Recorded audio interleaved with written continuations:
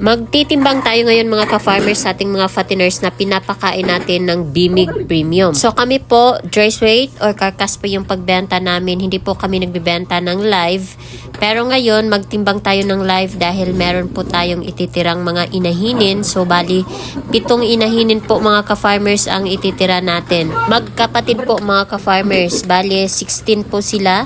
Tapos, tinitingnan po namin or pinipili po namin yung magandang gawing inahin. So, meron po kaming napili na 7. Maganda ang lahi nito at sinasamahan pa ng magandang feeds, ang Bimig Premium. Kaya mabibigat ang timbang at ang ganda po ng karne ng mga baboy na ito, mga ka-farmers. 122 kilos.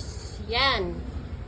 So, ang unang timbang natin is 122 kilos. So, bali, itong mga baboy natin mga ka-farmers ay trial po ito sa Bimig. Ibig sabihin po mga ka-farmers, nag-trial muna kami ng bagong formulation po ng Bimig bago po kami nagdesisyon na mag-switch to Bimig na po talaga dahil napatunayan na po namin ang galing ng Bimig mga ka-farmers. Kaya lahat po ng mga baboy namin sa ngayon ay Bimig Premium na po ang aming pinapakain. So, sa napansin ko mga ka-farmers, itong baboy na ito po ang pinakamalaki sa kanilang magkakapatid. So, bali, itong malaki, ang inabot po na timbang mga ka-farmers ay 131 kilos. Yan. 131 kilos, mga ka-farmers. 4 na sakong feeds ang pinapakain natin. Alagang Bimig. Yan. 131 kilos live.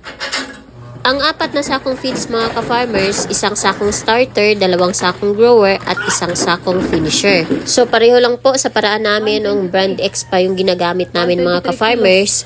Feeds po ang basihan namin na tiga 4 na sakong feeds kada baboy. So hindi po kami nagbabase kung ilang buwan na, basta't 4 na sakong feeds ang ipapakain namin bawat isa sa kanila. Magbilang kami ng 4 na sakong feeds mga ka-farmers mula 45 days hanggang po pag-harvest. So kapag hindi pa umabot ng 3 buwan kalahati, pero naubos na po nila ang 4 na sakong feed, so ibebenta na po namin. 124 kilos. So 131 ang pinakamalaki at 101 kilos naman ang pinakamaliit. Meron pa 2 ditong inahinin. So bali, ito po yung titira nating inahinin. So bali 5 lang muna ang tinitimbang natin dahil wala pa pong bakanting cage para sa 2 mga ka-farmers. Mula batok hanggang pigi. Putok mga ka-farmers. Sa 5 nating tinimbang mga ka-farmers, ang average po ay 120 kilos. 131 ang pinakamalaki at 101 naman ang pinakamaliit. Meron din po kaming dress weight or naipakate po na 4 mga ka-farmers. So ang timbang po nila ay 92, 93, 97 at 99 dress weight o timbang karne po mga